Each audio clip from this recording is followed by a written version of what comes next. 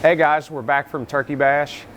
We put Charlie Brown on Radials down there and ran some all steel, all glass.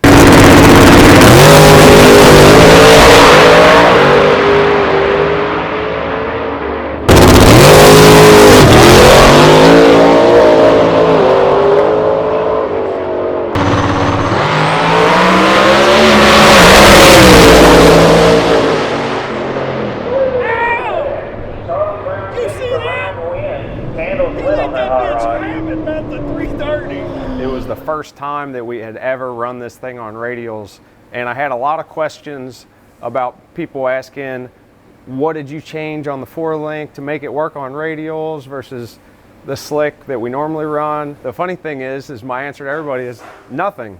I actually didn't change anything in the back of the car. Literally all we did was bolt the slicks off and bolt a set of Pro Bracket Radials on the back of it. So this thing has our 9-inch 4-link housing in it. It has our unequal low prep brackets and Mentor shocks. It has our 1.5-inch billet anti-roll bar. This is exactly the way we run it on no prep. I do run this thing with a little bit of anti-squat, so it already separates a little bit. I knew that it was gonna work okay on a radial. I didn't know exactly what it was gonna do, but I had a pretty good idea that it was gonna work just fine. So this thing going down the racetrack separates about 2 inches normally. And contrary to popular belief, on a radial, you do not need 14 inches of rear separation to make it work. So we bolted a set of 28-10-5 Pro Bracket Radials on this thing. First pass ever going down the racetrack on a radial. It went a 117 60 foot. We come back, turned it up a little bit. Second pass, it went a 113 60 foot. Turned it up a little bit more. It actually wheelied, which I was kind of expecting it would, because we run this thing 50-50 front to rear. So it's a little nose light for a radial. So we went back to the pits and we pulled the rear bumper off of it. The rear bumper is still the factory steel rear bumper. Oh shit. I told you boys, the steel's heavy. That's a little more than I thought it was. And that thing weighs 45 pounds. So by taking the rear bumper off the car, we got it closer to 51% on the nose. And then we were able to go 111 60 foot. After that, we started to go into eliminations. So I didn't really turn it up a whole lot more after that. But we were still kind of on the edge of the car trying to wheelie, with it only being 51% on the nose. It's still a little nose light for a radial. I think we maybe could have got it to go 109, 110, but we were still kind of riding that fine line of the car wanting to wheelie. So now we're going to go up to the front of the car and I'm going to show you what we changed on the front of the car to make it work on the radial. So on the front end of Charlie Brown, we also run Mentor front coilovers.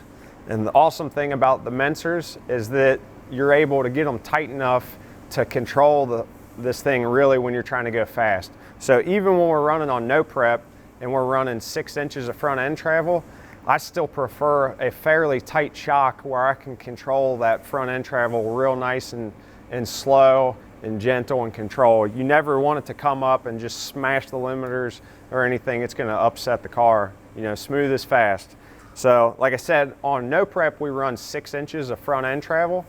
Last year, we actually only ran 4.5 inches of front end travel and still 60 footed just as fast on the front side. But I was able to get a little bit more front end travel out of it this year with redoing the front end. But on the radials, front end travel is not your friend. So on a slick, when this thing leaves, it makes a little bit of wheel speed. So when it's making wheel speed, it's not trying to pick the front end up. When you're on a radial, you dead hook that thing and drive. So when it's dead hooked, it's immediately trying to pick the front end up.